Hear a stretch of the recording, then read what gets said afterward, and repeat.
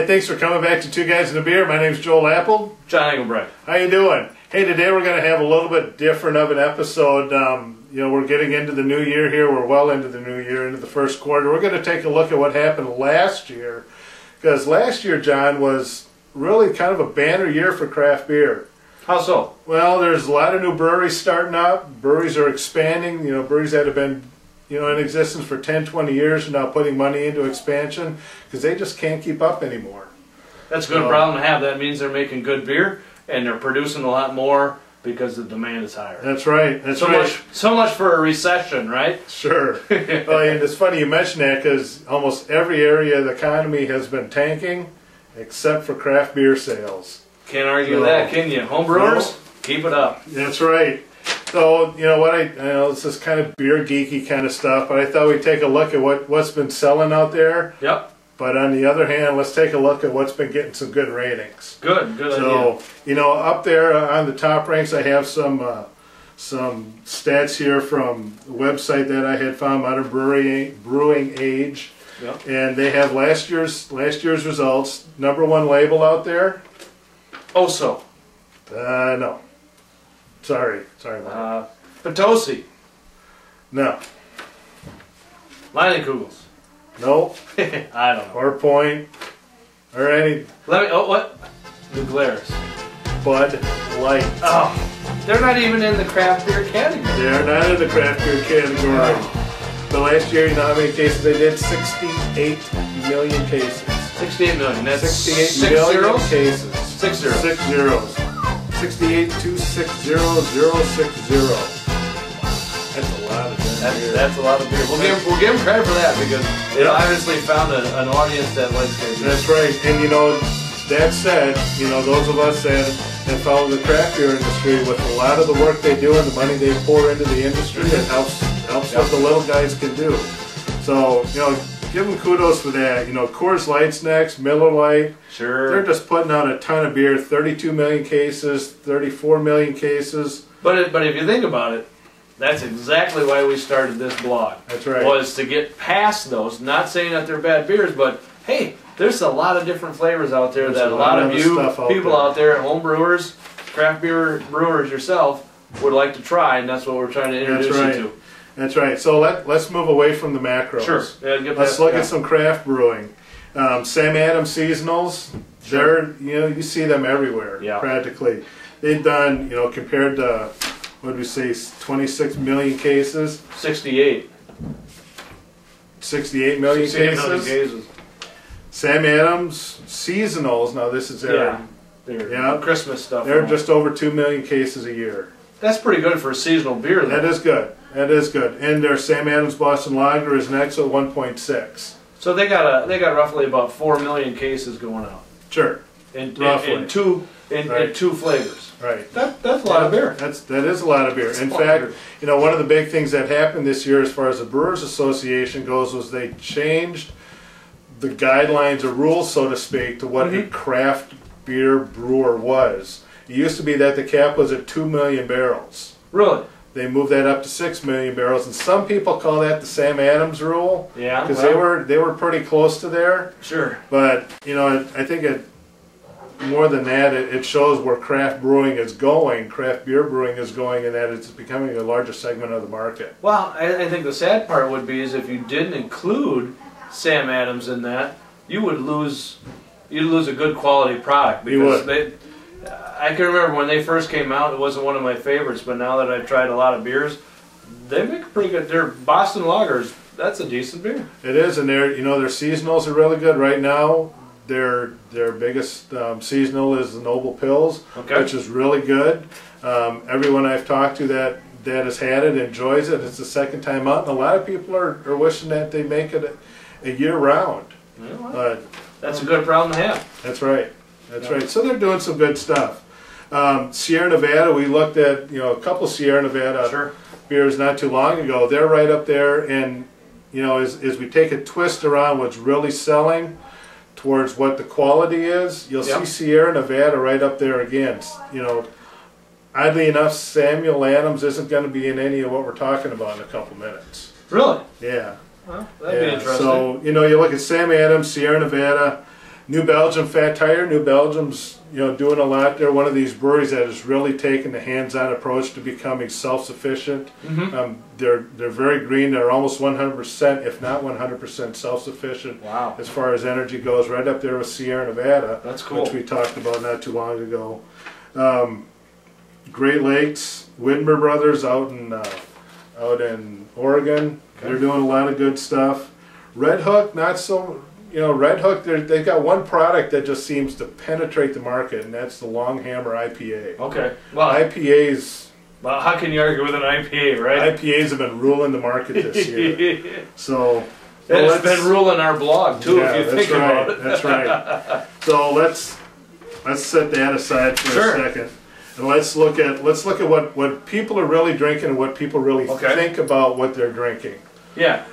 The information I have here is from a website called ratebeer.com. Ratebeer.com. Ratebeer.com. Just like it sounds, you can hit it up on the internet. What they do is they basically take in information, people that have accounts set up that will taste the beer and rate it what they think, 1 to 5, 1 to 10, 1 to 4, whatever it is. They rate the beer based on how they feel what they're drinking. Yeah. Okay. As we go through the list on here, they just put out a list of top 100, and I'll try and get the website on there so people can link to that. Sam Adams isn't on the list. So I don't know what that says. What it tells me is there's a lot of good other stuff out there. Yeah, and depending on who you are, if you find that website and you're not a Samuel Adams drinker, obviously they're not going to make your list when you record and rate anything. So. Right. So, anyways, we look at what's up there, and you've got a lot of breweries that are not all that big. Yeah. Usually regional. You're not going to be able to get their stuff all across the country, but breweries that have very strong followings for what they're doing. Yeah. Now, the top one on the list is Three Floyds Brewery. Three Floyds. Yeah. They're out of Munster, Indiana, something like that. You keep talking, I'll figure it out.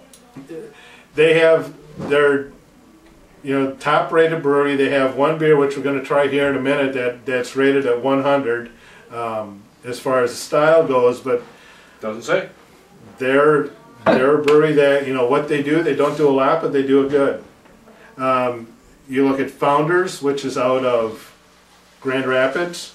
They're looking at expanding their facilities, doubling their capacity. A lot of breweries are finding they're doubling their capacity. A huge expansion. Bellsbury,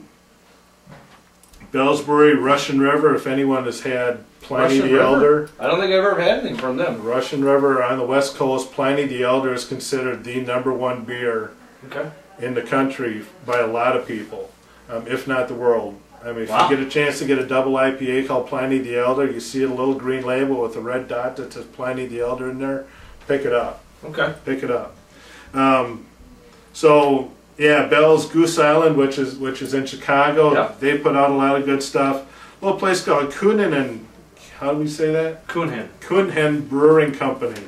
They're out of Warren, Michigan. They're a brewery. They're also a brew pub. Interesting. The story behind these guys is symbolic of really how a lot of these craft beer guys get started. Sure. Okay. The story behind these guys is 2 kids started making homebrew. Sure. Okay. Dad runs a hardware store. Okay. 2 blocks up the street from the hardware store goes a big box. Pick whatever name. Yeah, I don't know which one it is. We won't be that low to put any names out there. So what they do, since the kids are into homebrewing, they start selling homebrewing supplies so that they can supplement Dad's business. Sure. Well, eventually the big boxes take over and they decide that the hardware business just ain't gonna cut it.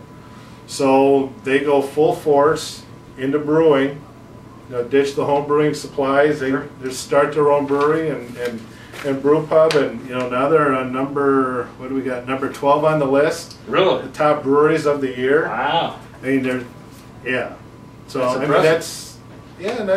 that's where it's going with the craft beer industry. That's the kind of thing you find. Little places like this that are unheard of. People never heard of them before, and they put some beers out and go to the Great American Beer Festival. And I think what we're seeing here, and if you're from a rural area, and I think Joel, you'll understand this this correlation that goes with it. If you're traveling around the country, we live in Wisconsin, and you're out going somewhere, and you decide to stop for lunch somewhere, in some small little burg, 500 to 1,000 people, and hey, where's a good place to eat? You stop at the gas station. Oh yeah, try this, and you get this little mom and pop restaurant that nobody knows about, but they serve really good food that the county and maybe a county around them might know about, and they have a big following because of it. And I think that's what we're seeing with the craft beer industry. I got a small little brewery or a brew pub, and I put out a good product, and it's surrounded me in 5 or 6 counties, or maybe just within my state. And hey, look at this! I'm making a living off of it because I got a good product. That's right, and I think we see that. We don't see that a whole lot here in Wisconsin as they do on the West Coast, like up in Washington and Oregon, where there's really a lot of small breweries that put out awesome products. But they're very localized. But if you think about it, they're also farther removed from the macro breweries. That's we live in Wisconsin. Miller, where did it start? Here in Wisconsin. 3 hours west. We talk about Budweiser. That's not far down the road in the Midwest. We're infiltrated with that kind of stuff. That's what we grew up with. They're a little more removed, and they get a little bit more flavor that way. Yeah. So take a look at that website, check out their listing. There's a lot of good breweries in there, and they have links to all the breweries themselves. So, but yeah, enough about what's selling, what's good. The story this year is that the number of breweries has just taken off. There's 200 plus new 200 plus new breweries this year in 2011, according to the Brewers Association. Top that off for me. Treats, thank you. So we're getting to the point where we are close to where we are number of breweries in the United States and where we were before Prohibition. Really? Right, just past 1,700 breweries. Really? In the United States. Yeah, and the breweries that are there are seeing just phenomenal growth. We talked a little bit before about 21st Amendment Brewery. They're originally out of California, San Francisco area, I believe, but they do some contract brewing in Cold Springs, Minnesota. Okay. With that contract brewing over the last 3 years, they're seeing 250% growth. Wow, that's amazing. That's just unreal. I mean, Oscar Blues, 60% growth over the last year, and I think Lagunitas, we looked at the little something something. Oh yeah, it's good. Good wheat beer there. Yeah, you pulled that one over me real well. They just last year, from January last year, January this year, 60% increase in sales. So what's that put them out for production wise? Right now they're about a 250 barrel brewery. Wow. And they're looking at expanding in the next year, and they're hoping to, with the capacity that they're projecting, they're going to be at about a 660,000 barrel brewery. That's a lot of beer. That's a lot of beer. And if you ever seen their stuff on the shelf, it's a pretty good price. I mean, where we are, we can buy a 22-ounce bomber of their gnarly wine barley wine, say it 3 times fast, for $3.99. That's pretty good. That's pretty good. It's a 10% beer. It's a really high quality beer. I mean, good stuff. So, I mean, a place like Founders in Grand Rapids, they're doubling their capacity. And there's one brewery in the United States that I'm kind of fond of, and due to the fact that we kind of grew up on it a little bit. And we've talked about it before. We still haven't done that episode yet on the Festive Ale like we said we were gonna, but it's got to be Sweetwater. What are they doing? Sweetwater's they're at capacity. They've been at capacity for the last 2 or 3 years, and from what I've read, I read an interview not too long ago where they have actually purchased an adjacent building, and are looking to put in a new brew kettle and increase their capacity. And they went from a brewery that you could start the tour and see the whole tour from the door, right? And it wasn't too. It was just amazing to watch them grow. Yeah. I mean, and if you Google them or go to YouTube and search for Sweetwater tours, you can find Sweetwater tours. The amount that they've grown is just unreal, and their product is top notch. Their business model is good. They say we're not going to go anywhere until we've saturated where we are. which sucks for us because we're not going to get a beer in Wisconsin because it's not making that far north out of Atlanta. So if we could put a plug in there, Sweetwater, we're waiting. There's a market up here in our minds, at least in our houses. So anyways, you poured me a beer here. Yes, I did. Tell you what we're drinking. It's an Alpha King. We're drinking Three Floyd's Alpha King. Now you go back to ratebeer.com. Sure. It said Three Floyd's was the #1 rated brewery. Mm-hmm. This beer in itself, Alpha King, which is technically a pale ale, is considered, well, if you look at their rating, it's a 100 rating. So this is 100 rated beer from the top brewery. When you say 100 out of 100? 100 out of 100. Well, that would make it correlates well with the top ranked beer then, or company. And if it's you notice, different. It's very thick. Yes, I agree with that. You know, we talk about lacing. You get a little lacing, but there's, you know, when you get to a point where there's so many hops in there, yes, you don't get the lacing that we're used to seeing. Yep. But when John was pouring this, it's very thick. It almost is very viscous coming out of the bottle. Lots of aroma. Yep. Yep. Lots of flavor. Lots of dry hopping in that. I can taste that. For a pale ale, it's pretty strong, in my opinion. It is. And we like the IPAs, and right. This could pass for an IPA. It could easily. It must be in what, about the 50, 60 range on the IBUs. Let's look. Yeah. Yeah, we cheat a little bit here every once in a while. It doesn't tell us how many IBUs there are. Okay. But it's a good hoppy beer. But by all means, if you can find something from Alpha King or from Three Floyd's, they have Alpha King is their flagship. They also have another one called Gumball Head. Gumball Head, which is a wheat beer. A wheat beer. I bet that's a wheat beer you would like because that's equally as hoppy.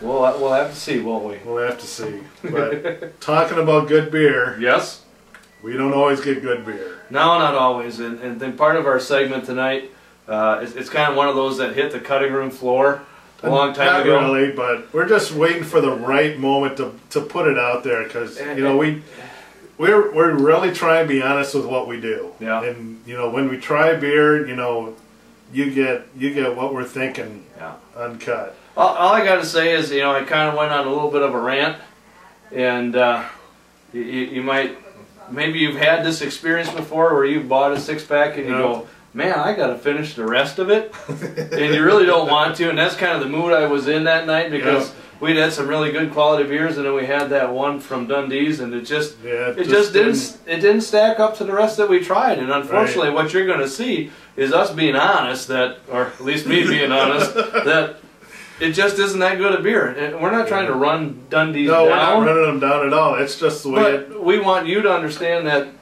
we want to give you products that we think, if we're going to drink, we're going to be honest with you. Yeah, exactly. So, you know what, a lot of beer that we try we like. And so, hey, take a look at this clip. We haven't improvised. All right, Joel. I bought a 6-pack tonight. A couple experimental beers. Yep. Camera's still on. The producer we don't have any control over. But I guarantee you this. We just finished the Sweetwater IPA. You know, and maybe it's just because we just had the Sweetwater IPA.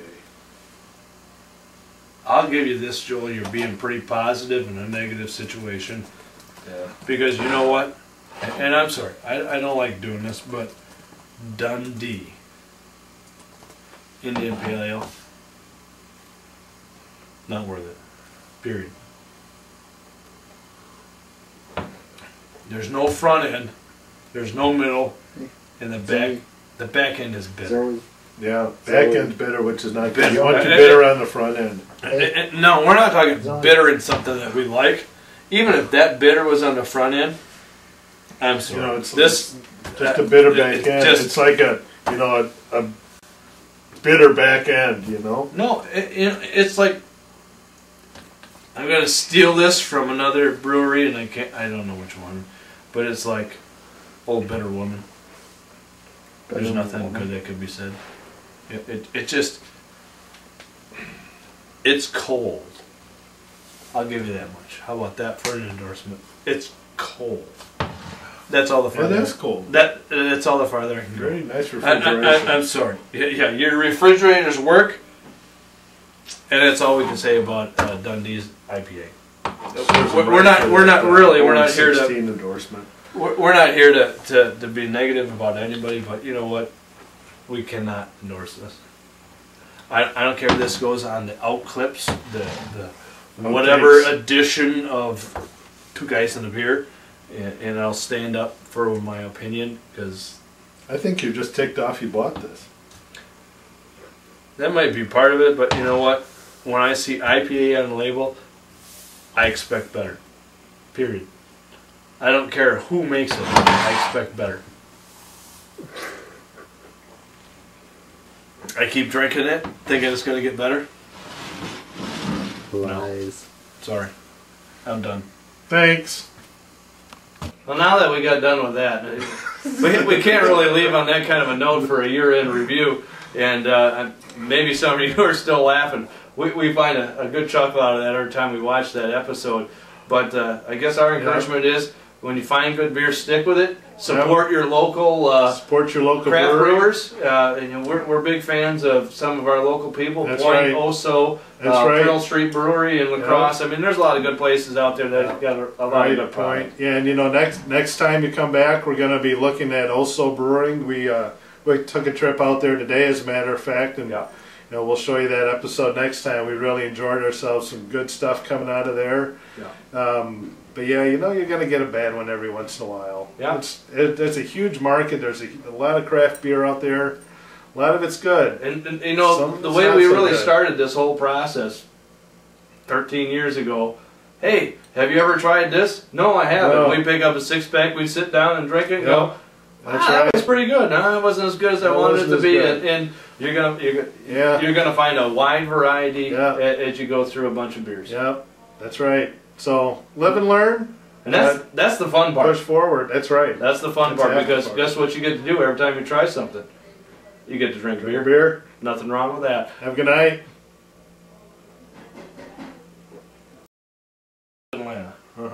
You used to drink Dundee's Honey Brown. Honey Brown, yeah. And what was it? It was a very good beer. What was at it? the time? My palate knew it no different. It was all my wife would let me buy it. And what was the other beer that they made that you thought was good? None. None? None. And I'm sorry. Folks. Not Catholic. None. No, I'm not here to brag, but how many beers have you tried since then? Hundreds. And how many of them besides this one have you liked? Hundreds. Better than the Honey Brown you had? Hundreds. Yeah. This is what we're trying to get at, folks. We don't do the show because we think it's cute, because it's a blog, because we can get on Facebook. We do it because we want people to drink good beer. Dundee's, not a good beer. Sweetwater, Good beer. great beer. All the other blogs we've done, might guess go somewhere what? someday. Guess what? Really good beer. Good beer. We're not going to direct you in a way that you're going to go drink. And I apologize, because I bought this. Guess what? Never again. That's all I got to say. Dundee's. He used to like it. Guess what? Now he likes Dundee real beer. Honey Brown. Now he likes real beer. I might drink Honey Brown again. I don't know. I have to try it. It'd be like the first time, because it's been like 14 years. All I got to say to our producer is, you better turn it off before I lay the smack down.